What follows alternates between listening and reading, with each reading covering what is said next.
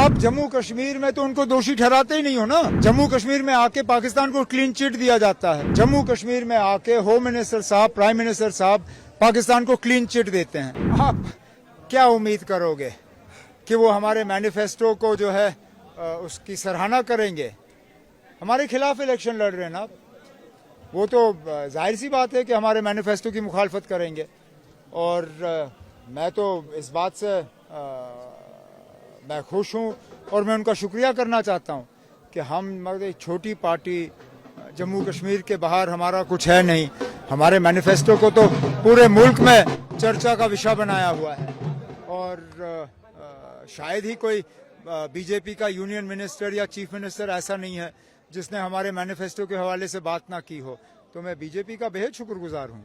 उमर साहब, काफी टारगेट किया जाता है, आपको काफी स्पीच में नाम लिया जाता है, चाहे वो होम मिनिस्टर हो चाहे प्रधानमंत्री हो। क्या कहना चाहेंगे कि वो कहते हैं ना, कुछ तो है कि हस्ती मिटती नहीं हमारी।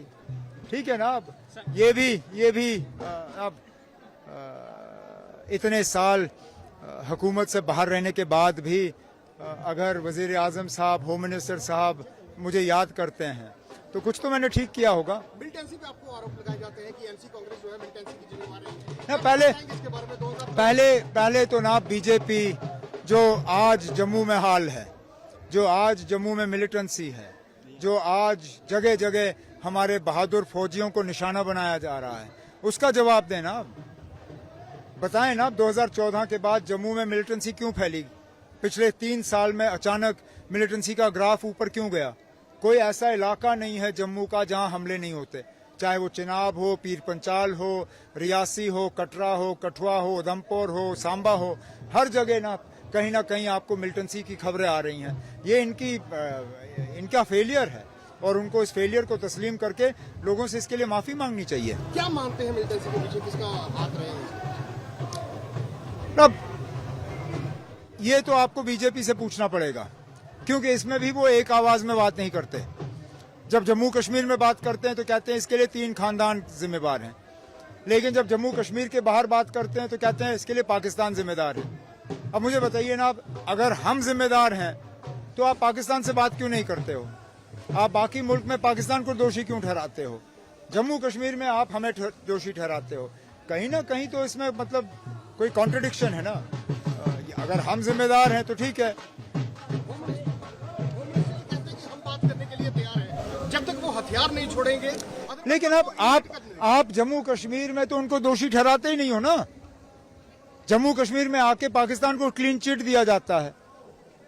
जम्मू कश्मीर में आके होम मिनिस्टर साहब, प्राइम मिनिस्टर साहब पाकिस्तान को क्लीन चिट देते हैं।